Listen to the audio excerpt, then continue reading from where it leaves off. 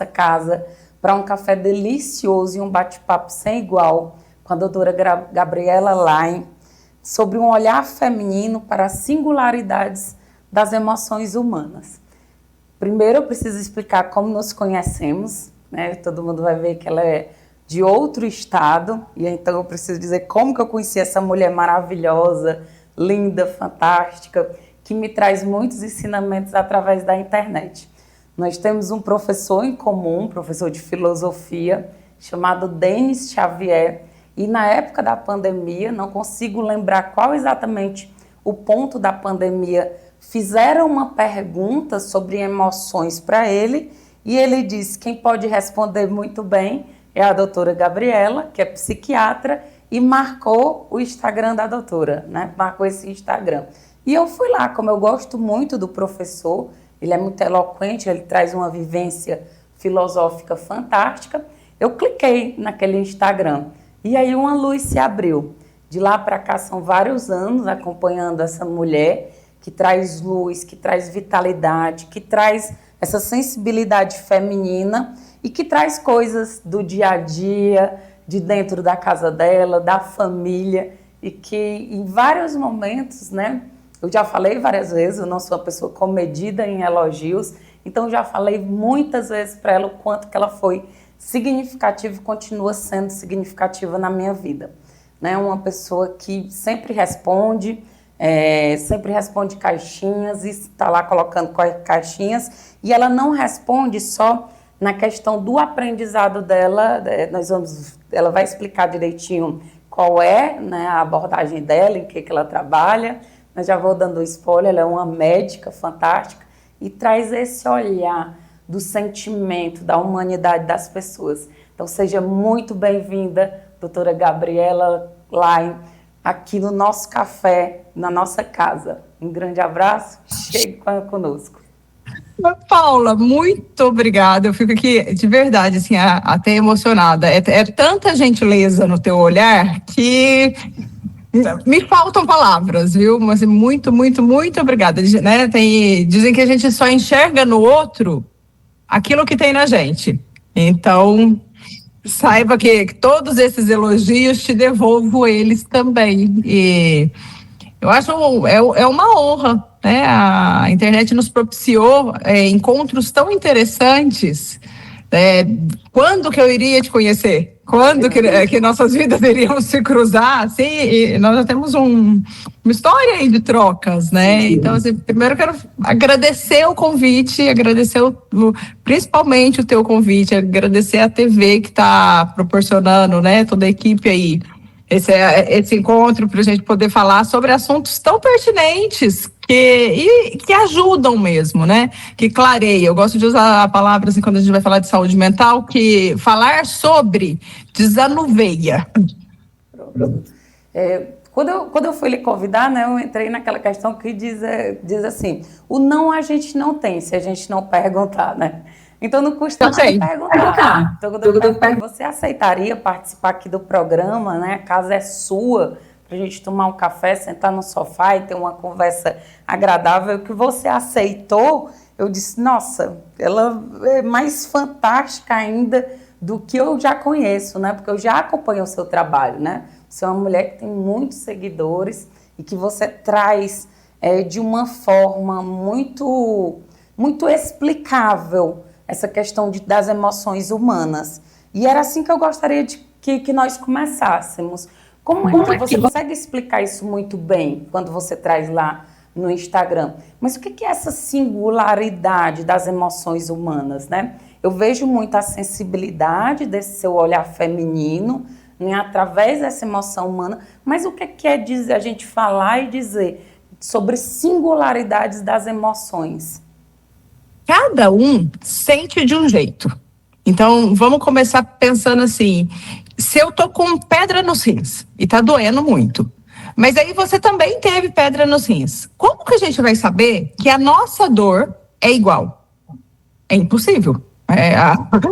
Jamais vai dar pra gente mensurar se a dor que eu sinto é igual à dor que você sente. Quando a gente... isso é singular. essa dor é singular.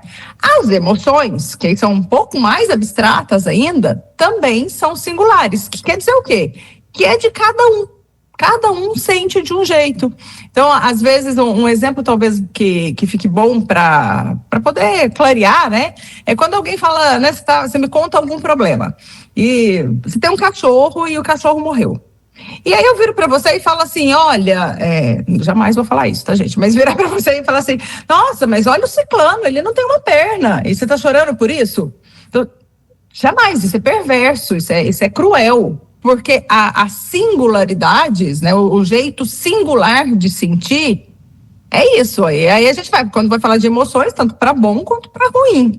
A gente vai falar, esse lugar, eu acho que de respeito mesmo, com a condição humana, o modo de sentir de cada um, que é único, porque passa pela própria história, que aí antecede até o nascimento, né? Sim. Então, acho que E existe, você observa essa questão de, às vezes, uma certa, não de todo mundo, né, mas uma certa competitividade quando existe alguém em sofrimento, né?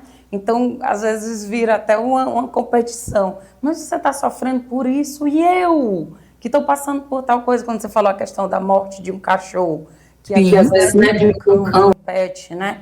Que é muito caro, que foi muito importante durante muitos momentos para aquela pessoa, e alguém vem e compara, mas fulano não tem uma perna, mas fulano está passando fome. Até que ponto, né? Saudável não é, mas até que ponto é válido essa competição? O não respeito, às vezes, por isso, né? Pelo sofrimento alheio. A palavra que responde inicialmente realmente uma dificuldade em respeitar, mas uma dificuldade em escutar o outro. Então a pessoa, você vai contar algum momento, né? Bati meu carro. Aí o outro fala, nossa, mas e eu? Bati meu carro, capotei. E parece que é mesmo uma competição de quem sofre mais, né? Isso é comum, penso que quem está ouvindo a gente aqui com certeza já se deparou com essa situação, ou às vezes já se pegou fazendo essa situação. Alguém falando isso, nossa, mas espera aí, eu tô, né, eu não tô, eu tô num lugar que eu não tô escutando a dor do outro, eu não tô respeitando a dor do outro. Por que a minha é? Porque, em certo modo, todo mundo é um pouco narcísico, né? Em psicanálise a gente fala narcisismo de um lugar constituinte. Então, às vezes, para a gente entender a dor do outro, ela tem que ser autorreferenciada. Então, peraí, deixa para eu entender. Mas aí, será que eu passei? Mas aí tem um lugar diferente, que é um lugar de escuta, e aí você valida e respeita o sofrimento do outro, e um lugar de disputa mesmo, de não escutar. Então, quando você para escutar e validar, tá tudo bem, às vezes, passar pela tua história, porque a gente só vive a partir da gente, né? Mas de menosprezar a dor do outro, aí se torna realmente um desrespeito. E aí, se essa pessoa fala isso pra você, não conta mais pra ela. Exatamente. E assim, Gabriela, quando nós já começamos aqui, né, já introduzimos essa conversa, já deu para muita gente perceber a pessoa, né, a humanidade que você traz e o respeito pelo sofrimento de cada um. E aí eu gostaria muito, eu lhe conheço, porque eu já lhe sigo há muito tempo, não conheço pessoalmente, mas inclusive conheço sua família, porque, não é? Porque participo e adoro participar, mesmo que virtualmente, dos almoços, né, com seu pai, com as suas filhas, né, quando você traz, às vezes você traz também a angústia de viver e de educar crianças, né, e faz isso muito bem, hoje e traz o seu dia a dia na academia, e às vezes eu faço perguntas sobre blogueiragem e você me responde, mas assim, para mim, eu sei quem você é, né, lógico, o que você mostra, o que você mostra e o que você demonstra na internet, mas essa sua sensibilidade é transparente, ela transcende a você. Mas assim, para as pessoas que estão lhe escutando aqui agora, né, na TVB junto conosco, fale um pouquinho, quem é a Gabriela? Muito obrigada mais uma vez, Paula, você me comove mesmo, obrigada, é uma honra. Então, você falou que ia fazer essa pergunta, eu fiquei pensando, quem que eu sou, né? Às vezes é difícil a gente falar sobre a gente, né? Gente, eu tenho 12 anos de terapia aqui, olha que pergunta boa, né?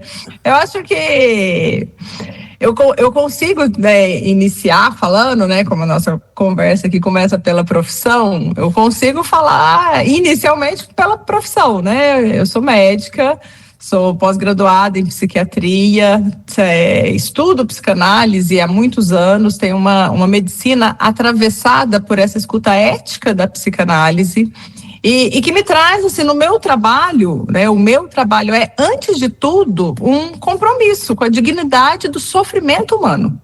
Todo mundo sofre, né? E aí, agora eu consigo retroceder mais e pensar que eu só chego nesse lugar porque provavelmente eu tinha minhas perebas, né? Ninguém vai estudar sofrimento se não estiver num lugar muito questionado com o mundo. Eu venho do interior de Minas, eu nasci numa cidade de 15 mil habitantes. Meu pai era médico lá na cidade, e aí ele e minha mãe eles se separaram, eu tinha uns 4 anos, minha mãe foi morar no Triângulo Mineiro, e eu ficava dividida entre essas duas casas, só que eram 600 quilômetros de distância. E então eu ia passar férias com meu pai, o feriado, às vezes ele ia almoçar comigo e voltava. E ele tem um lugar onde eu falo que ele me mostrou a medicina de um lugar muito diferente. Então eu ia passar férias com ele, e eu passava férias com ele no hospital. Ele era o médico da cidade, então ele fazia parto, anestesiava, doava sangue e ainda pegava criança. E eu junto. Então, o primeiro parto normal que eu assisti, eu tinha 7 anos. E as crianças ficavam internadas lá no hospital, e naquela época, gente, isso, né, vamos pensar aí, 38 anos atrás, os pais não ficavam juntos. E aí eu ficava ali brincando com as crianças que estavam internadas. O consultório dele era em casa. E ele atendia, em média, 30 pacientes por dia. 2 eram convênios, o resto era gratuito.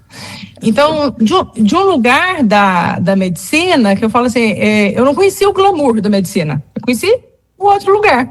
E ele era aquele médico que tinha o cinzeiro, né, em cima da mesa, que fumava no consultório. Era outros tempos, né? Outros tempos. E ele me dizia o seguinte, o paciente precisa ser escutado. Se você escutar o paciente, se você der atenção para o paciente, validar a queixa dele, 80% da consulta já está resolvida. Então, era uma cidade de 15 mil habitantes, no qual seu pai atendia, né?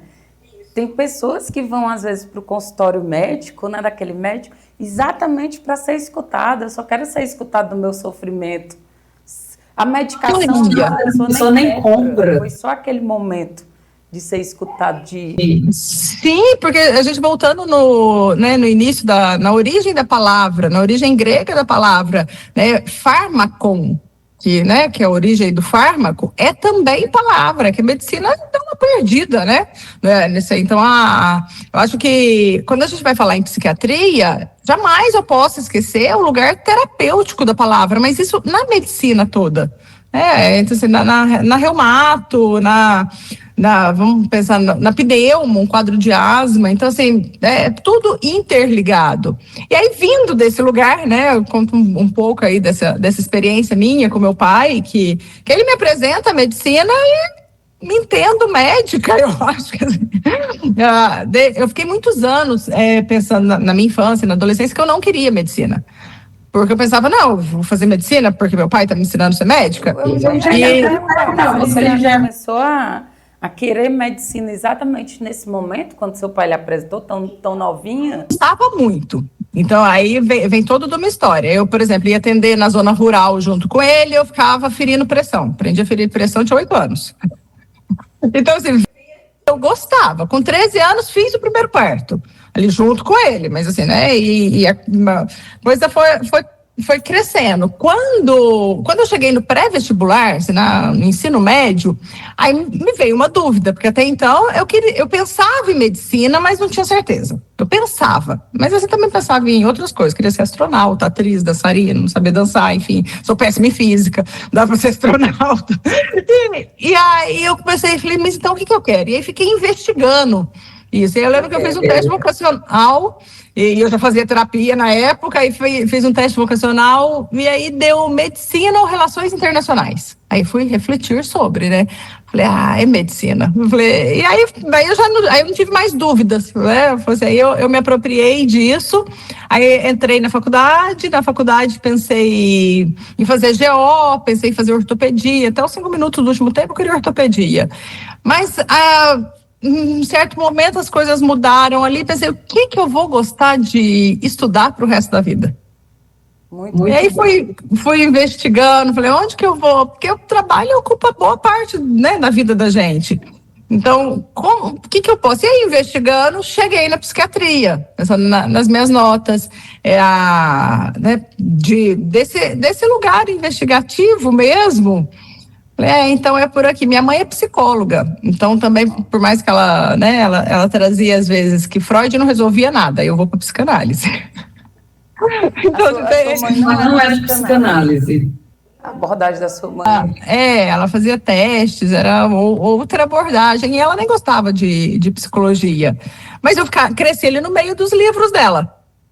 Sim. Então, né, juntando, eu acho que quando eu chego na profissão, boa parte da minha vida ali já fica mais interessante.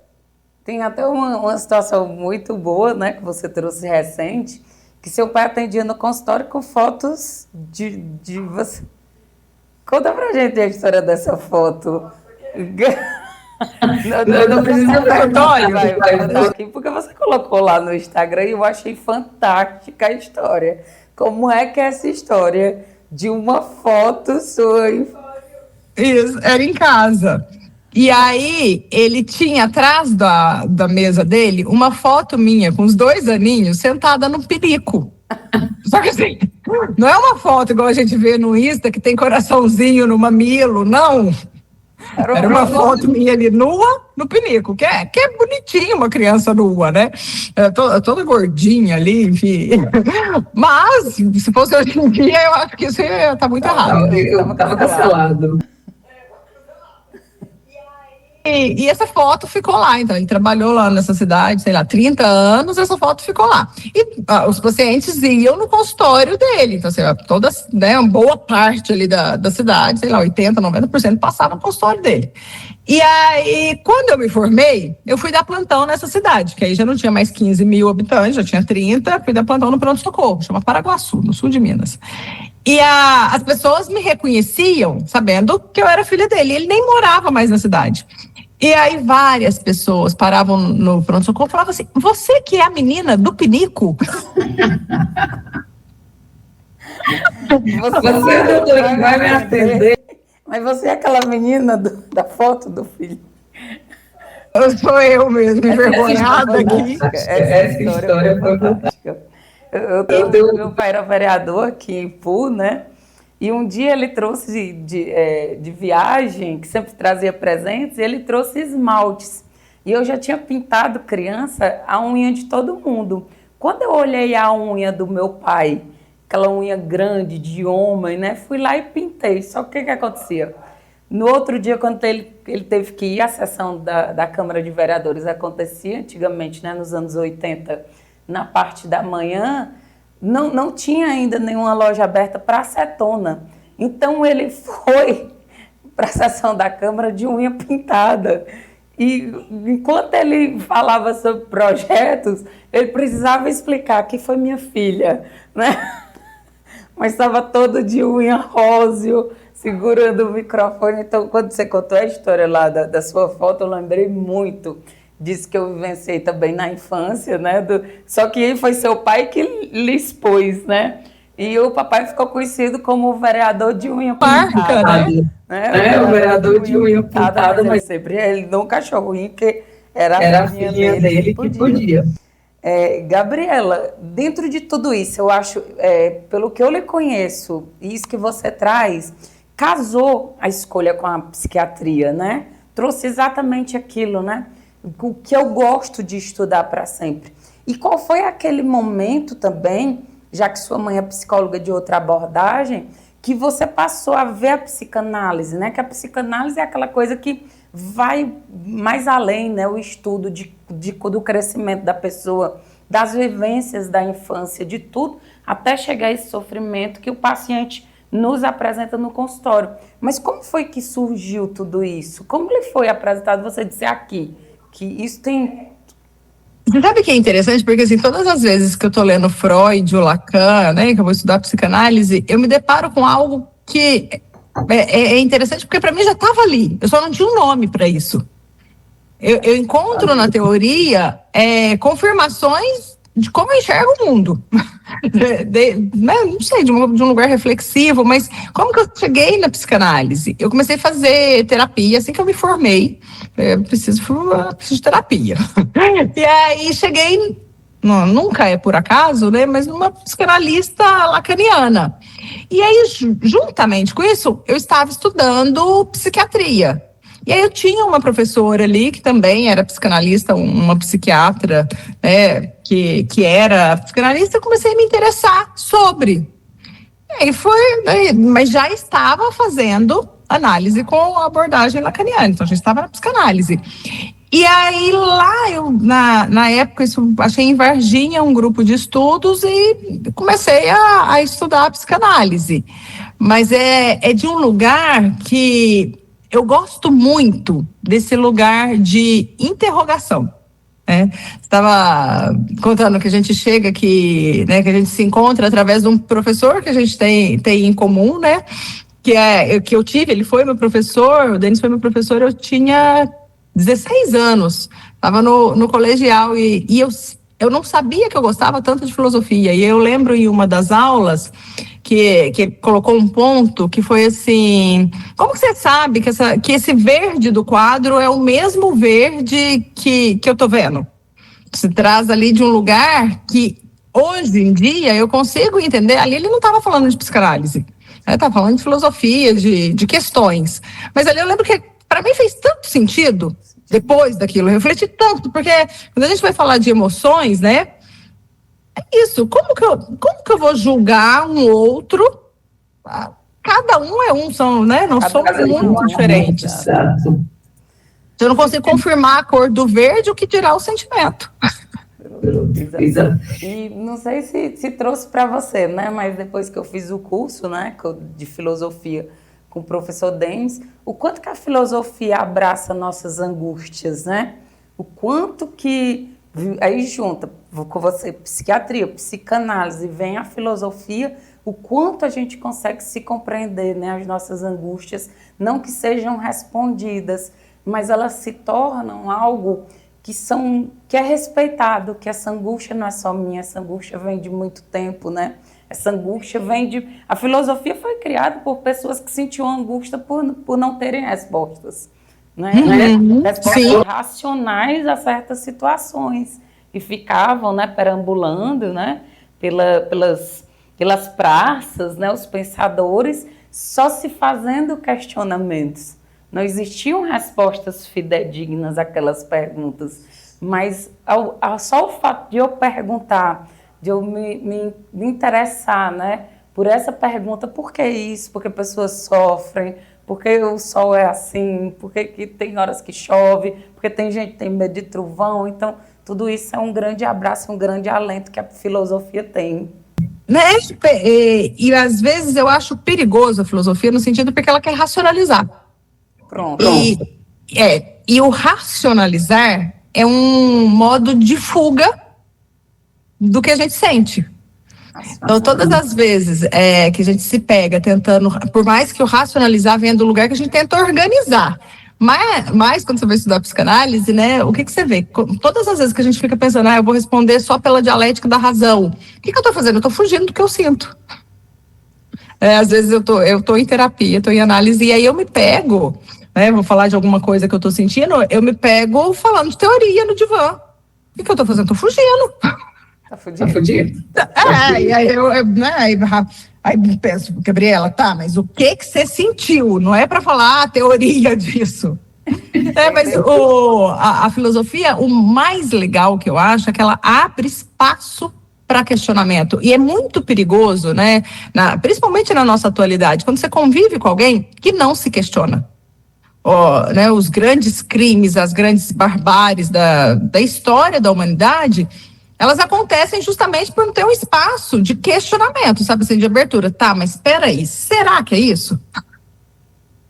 Gabriel, eu lembro muito um dia que eu lhe fiz uma pergunta que o meu filho estava morando em outro país, pronto, foi exatamente na época da pandemia, e aí todos os aeroportos foram fechados, e eu lembro muito que eu lhe mandei uma pergunta, eu disse assim, doutora Gabriela, eu estou com medo de enlouquecer. E você disse, Paula, quem enlouquece, enlouquece pronto. Não tem essa parte racional de ter o medo antes, né? Vai acontecer. Se você está se perguntando, é porque você está num nível racional que não é tão bom, porque está te trazendo angústia. Lembro muito da sua resposta com uma validade sem igual. Nossa, que bom. Porque se não tem... Quando a gente surta, né? Quando você enlouquece, você tem a certeza, né? Quando a gente vai falar em quadro, em psicose, você tem certeza daquilo. Pessoas como... É na neurose que a gente tem dúvida. Pronto. Então eu estava passando por um momento neurótico. Né? Tá tudo bem. Mesmo que fosse para psicose, também estava tudo bem. Porque o enlouquecer não é proibido. O enlouquecer não é crime. Não enlouquece quem quer. Isso. Enlouquecer ainda não virou crime, né? Não enlouquece quem quer. Doutora, eu trouxe aqui, né, para que a gente... frisar esse nosso assunto, esse nosso papo. Tá muito bom, é um papo muito gostoso. Passaríamos aqui o dia inteiro, né, falando que são coisas que a gente gosta, são coisas que a gente conversa. E você traz essa leveza dentro do sofrimento psíquico. Mas aí eu printei perguntas que lhe fazem, né, lá no Instagram. E eu achei muito bom trazer para cá para que você responda junto conosco. E a primeira é uma que foi bem recente, que agora tivemos um feriado longo, né? Juntou Semana Santa, junto com o feriado de Tiradentes. E uma pessoa perguntou por que que às vezes a gente sente tanta culpa de descansar de verdade. Não só no feriado, mas esse descanso, né? Porque que muitas vezes é um descanso cheio de culpa. Eu poderia estar sendo produtiva e não estou, né? Tá deitada aqui a gente é muito da rede, quem é aqui do Ceará, então tá deitado numa rede só assistindo série, naquela coisa do não fazer nada. Por que isso nos traz hoje em dia tanta angústia? É importante realmente a gente pensar sobre isso, né? Porque a gente vive em uma sociedade que até o descanso, ele virou uma obrigação de performance, né? Existe uma pressão para a gente ser produtivo até no lazer. E como se o valor de um dia, ele pudesse ser, né, ser mensurado no render do dia. Só que essa lógica da atualidade, né, de que tudo precisa ter uma finalidade, como uma função, ela é perversa. E o que ela faz? Ela adoece. E ela desloca o sujeito de si mesmo, desse lugar, né, singular de cada um, como se fosse possível medir por um padrão externo. E não pela experiência singular de estar vivo, desse lugar, sabe aquilo que o presente é um presente? Então, você começa, mas espera aí, eu estou produzindo, e todas as vezes que a gente se desloca nesse modo de produção, o que a gente está fazendo? A gente está numa função. Mas quem sou eu sem a função? Descansar deveria ser um direito ao ócio verdadeiro. Não tem nada mais produtivo do que o descanso, porque se descansa, né, a oscilação, a vida ela oscila. Porque é no ócio que a gente pode ter questionamentos e uma escuta do próprio desejo. Quem sou eu? O que para mim faz sentido? Qual que é o meu combustível? E não mais uma tarefa a cumprir, como a gente vai vendo, né? E não existe nenhuma regra, né? Ou aproveitar ou não o feriado, seu momento de descanso, fazer aquilo que lhe apetece. Se você quiser aproveitar o feriado, um domingo para estudar e trazer mais coisas, se isso é uma coisa agradável a você, né? Como você, ok, tá tudo ok, né? Não é a gente, né? Lugar de tem que, né? Você tem, porque aí se você tá descansando, aí já parece uma culpa. E essa culpa entra naquilo que eu tô falando da racionalização, onde, peraí, eu tenho que estar produzindo. Então, na realidade, é a hora que você tem que lidar consigo. A realidade eu tenho que lidar consigo. A realidade. E aí, agora vamos para outra pergunta que lhe fizeram, que foi muito boa, né? Qual hoje em dia é o principal motivo que levam as pessoas a lhe procurarem no consultório? Tá. Penso que o principal motivo é a pessoa estar sofrendo e não saber de onde vem a origem desse sofrimento.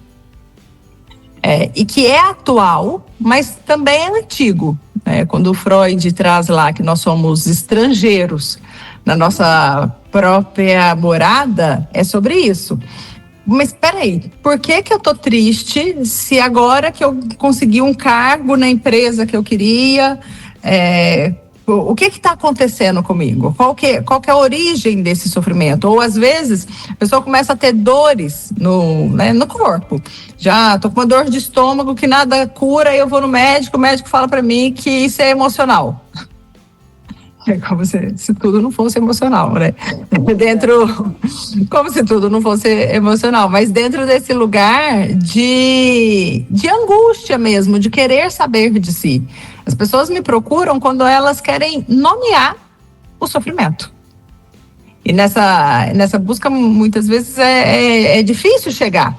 Eu vejo, atualmente a gente vê ansiedade, né, como um lugar que se fala mais sobre. A insônia também é um sintoma da nossa atualidade, assim, que, não sei, eu não vou saber falar para vocês em porcentagem, mas a insônia, ela vem cada vez aumentando mais. Porém, o que esses nomes dizem, sobretudo, de uma condição de um sujeito que está sofrendo? Sempre essa questão do sofrimento emocional, não é? Então, a grande maioria é sofrimento, da qual não consegue dar nomes, né? Como você diz, não consegue entender. Isso. E quando você atende, doutora, você faz essa avaliação juntando com a psicanálise lá de trás, ou você trata ali o sintoma que está sendo apresentado e... Mentira, queria não, gente. O meu trabalho, ele é assim, acho que, sobretudo, oferecer um espaço, né, onde essa escuta possa acontecer sem julgamento e sem resposta pronta. Você já deve ter me ouvido falar, mas as pessoas sim. Não. Que eu falo assim, sobre ciência, sobre medicina, evidência científica, sobre psiquiatria, psicanálise, filosofia, eu sei, posso saber muito. Mas sobre a Dona Maria, que sentou na minha frente, eu não sei nada da vida dela.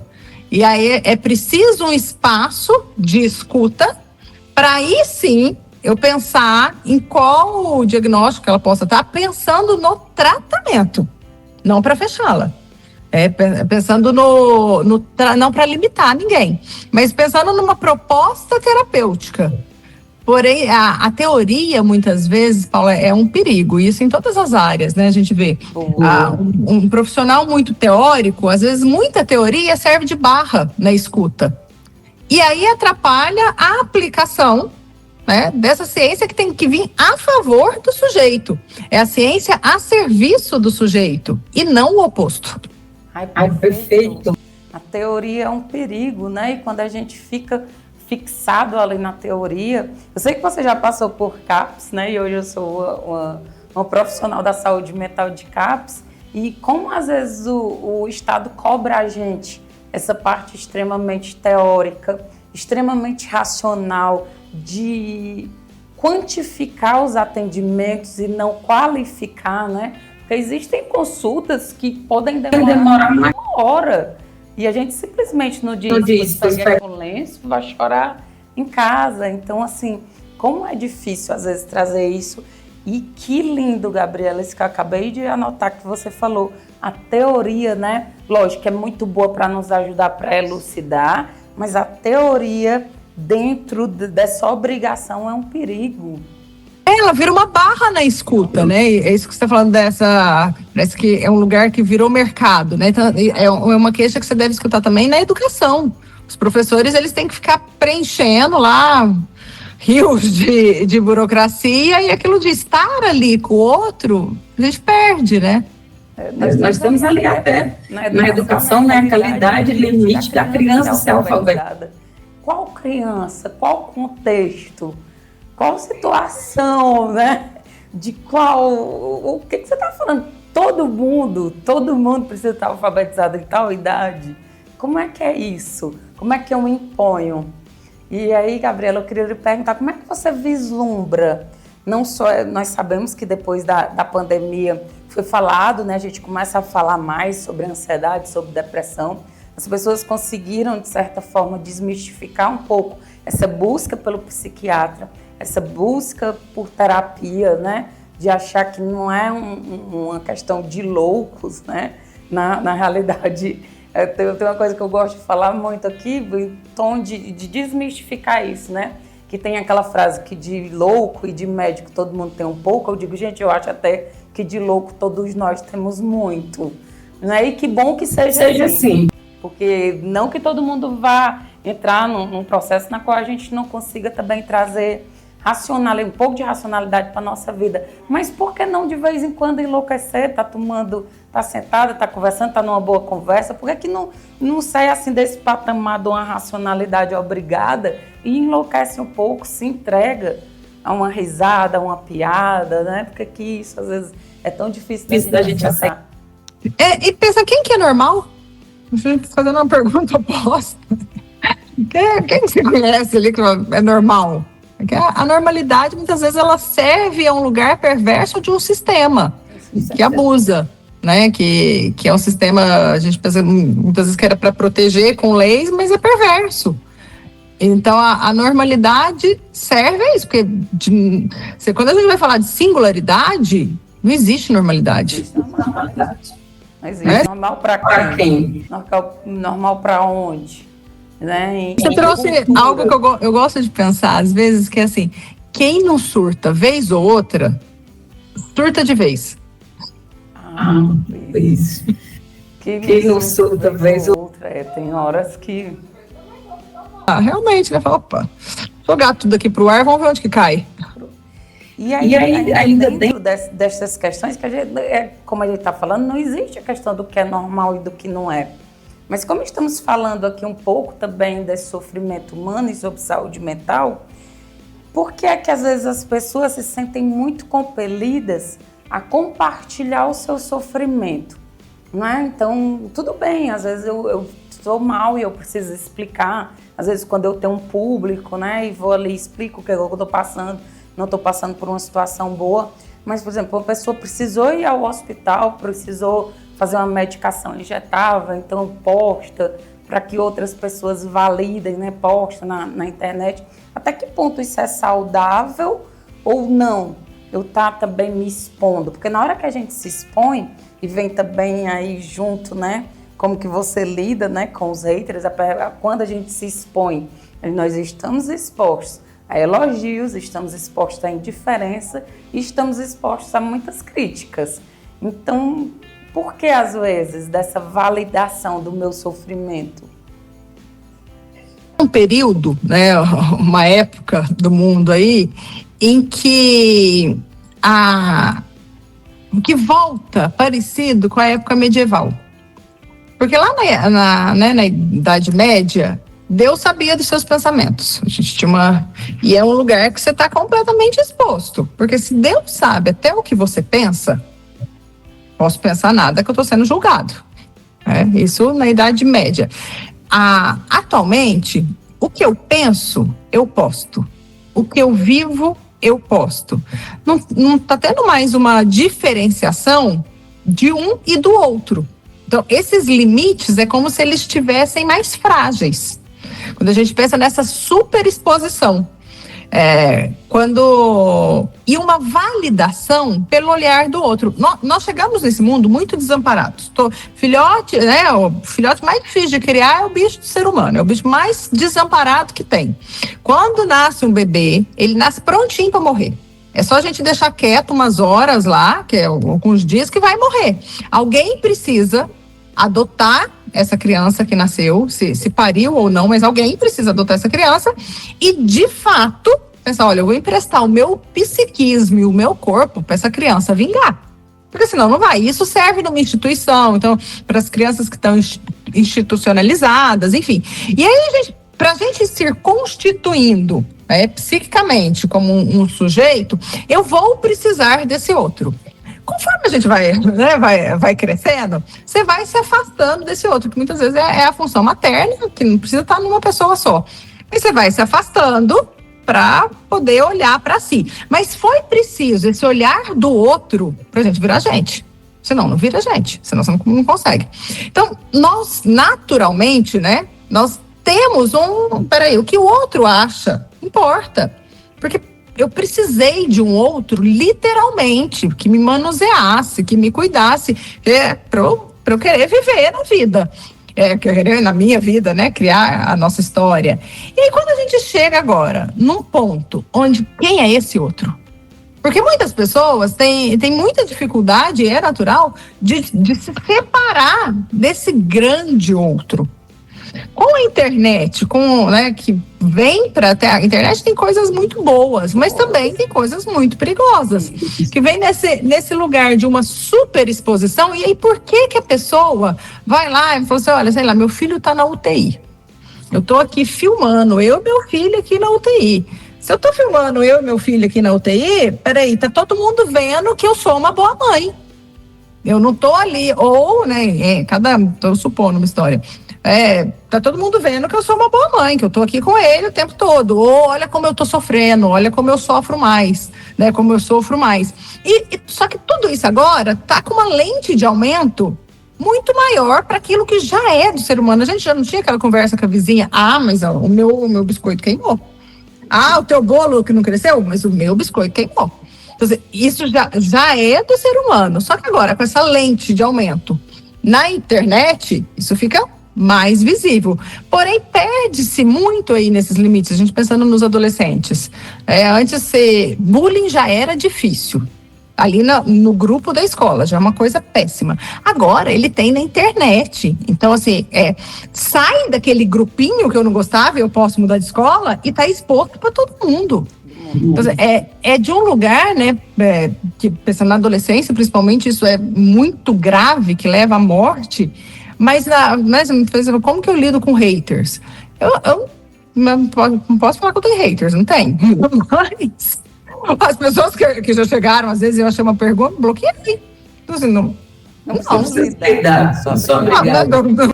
nesse lugar aqui. Mas pensando assim, vamos pensar num lugar muito público, que não é meu caso, mas um lugar muito público. Quer ver um exemplo? Presidente do Brasil. Sem partido nenhum, gente. Mas aí, o neto do presidente morre. O que a gente vê na internet? Mereceu. Ou o outro lá tomou uma facada. Mereceu. Como assim, gente? Como, né? Sim, não sabe? Não, o sofrimento é pouco para esse sujeito. Oi, quem sou eu? Quem sou eu para decidir? Sou eu para julgar, sofrimento é sofrimento, tá? Então, assim, esses limites ficaram muito frágeis.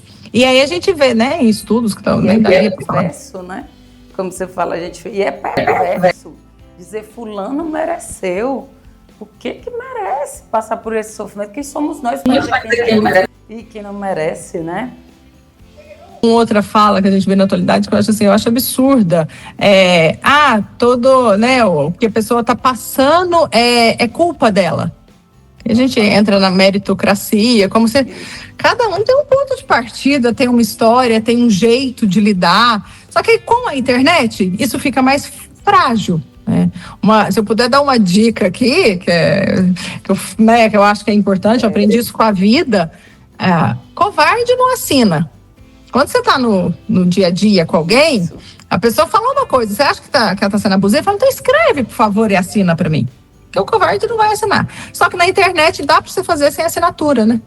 Dá. É muito confortável. A distância, às vezes, traz um conforto, né? De eu poder colocar, de eu poder achar, né?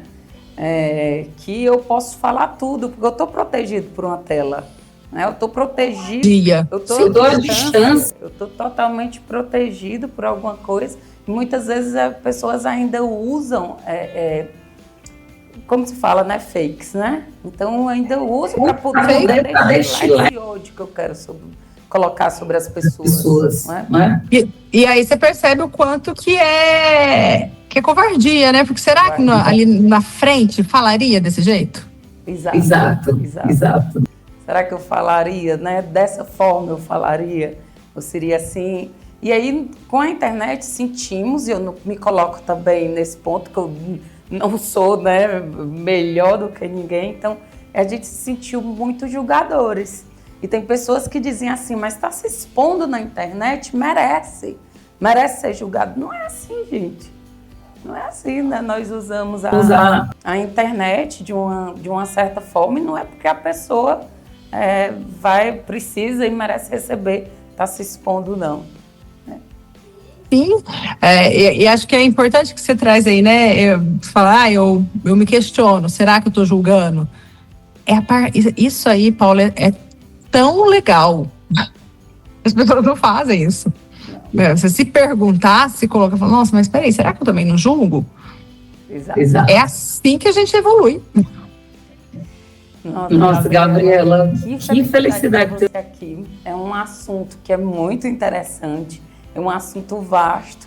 Eu digo sempre, se estivermos falando sobre saúde mental, a gente passa dias e dias e dias e não acaba o assunto que existe, e foi muito gostoso. Uma conversa muito gostosa. Infelizmente, a gente não pode ficar muito tempo, mas eu agradeço demais, né? Sem igual você ter aceitado vir participar aqui desse momento. A casa é sua, aqui, né, na TVB. E eu gostaria que nós finalizássemos. Eu participei do Dia dos Pais, né, com o seu pai, e o seu pai, muito elegantemente, ele citou, né, ele declamou um poema, né, sobre essa questão dos filhos, que era um Dia dos Pais, e ele declamou o poema sobre a questão dos filhos, né? E eu achei tão lindo, tão bonito aquele momento de vocês, e eu gostaria que nós encerrássemos com esse poema, que você traga para cá, né, para nossa finalização, o poema de Gilbran, não é isso? Isso, Khalil Gibran. Khalil Gibran, é isso. Ele é um poeta, e meu pai recita o poema em espanhol, mas na origem o poema é em inglês. Ele é um poeta turco, e é lindo, né, sobre os filhos. Mas primeiramente eu quero agradecer, tá, Paula? Muitíssimo obrigada mais uma vez. Esse seu olhar, assim, respeitoso, essa capacidade de refletir, você pode ter certeza que isso, assim, a gente melhora a humanidade com esses pontos, né? Então, vou ler o poema, gente, porque eu não gravei. Não toda a humanidade, né? Pelo menos a nossa, né? Quando a gente se questiona, é um passinho. Pronto. Seus filhos não são seus filhos. São os filhos e as filhas do anseio da vida por si mesma. Eles vêm através de vocês, mas não de vocês. E embora estejam convosco, não vos pertence. Podeis dar-lhes vosso amor, mas não vossos pensamentos, pois eles têm seus próprios pensamentos. Podeis abrigar seus corpos, mas não suas almas, pois suas almas habitam a casa do amanhã, que vós não podeis visitar, nem mesmo em sonhos. Podeis esforçar-vos por ser como eles, mas não procureis fazê-los como vós, pois a vida não anda para trás, nem se detém com o ontem. Vós sois os arcos dos quais vossos filhos são lançados como flechas vivas. O arqueiro mira o alvo na senda do infinito e vos curva com sua força, para que suas flechas possam ir velozes e para longe. Que vossa curvatura nas mãos do arqueiro seja para alegria, pois assim, como ele ama a flecha que voa, ama também o arco que permanece estável. Mas na verdade, se a gente se coloca nessa questão do apoio feminino, então assim, você é um exemplo para mim, você é uma pessoa sem igual. Então, muito obrigada por esse momento lindo, tá? E eu espero que a gente converse ainda muitas e muitas outras vezes virtualmente, se Deus quiser, né? Algum dia pessoalmente. Presencialmente. Na verdade, a gente está aí, presencial, tá? Que você tinha vindo pra cá, viu? Eu sonhei que nós estávamos aqui, eu dizia, mas ela veio, ela está aqui. Então vamos para um café, vamos gravar no café. Pois, maravilhoso, um beijo grande. Um beijo nas meninas, né? Um grande abraço para o seu pai. Então, muita luz, muita possibilidade. Uma última pergunta. Como que faz para marcar um horário com você? Você atende virtualmente, não é isso? Atendo online, a gente consegue enviar receita. No meu Instagram tem um link lá na bio, debaixo da minha fotinho, que aí clica lá e aí já vai aparecer, né, para marcar consulta, se quiser, ou saber de outras coisas. Aí só clicar em agendar consulta, que aí vai direto pro WhatsApp da clínica. E aí a minha secretária responde e é isso. Estará aqui o link para o seu Instagram, viu? Para as pessoas acessarem e lhe escutarem, mais que isso, né, se necessitarem, fazer uma consulta, pois agendar uma consulta. Pois um beijo grande, doutora. Aproveite o final de semana, viu? Obrigada.